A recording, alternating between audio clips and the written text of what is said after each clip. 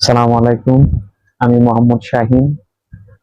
আমি গত 6 বছর যাবৎ ক্রনিক কিডনি ডিজিজ রোগে আক্রান্ত হয়ে ভারতের সিএমসিতে চিকিৎসা নিয়ে আসছিলাম। কিন্তু গত 2 মাস আগে আমার অবস্থার অবনতি হলে ডাক্তার পরীক্ষা নিরীক্ষা করে জানতে পারলো যে আমার দুটি কিডনি বিকল হয়ে গিয়েছে। এমত অবস্থায় ডাক্তারের মতে আমার দেহে অতি তাড়াতাড়ি একটি কিডনি প্রতিস্থাপনের প্রয়োজন। আমি যেহেতু টিউশন করে জীবিকা নির্বাহ করি, টিউশনের অতি সামান্য অর্থ দ্বারা আমার পক্ষে কিডনি প্রতিস্থাপনের ব্যয় নির্বাহ করা কোনোভাবেই সম্ভব না।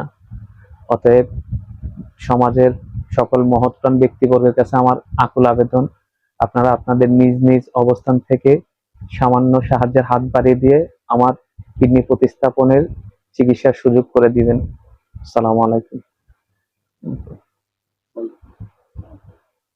আমি আপনার কাছে সাহায্য চাই।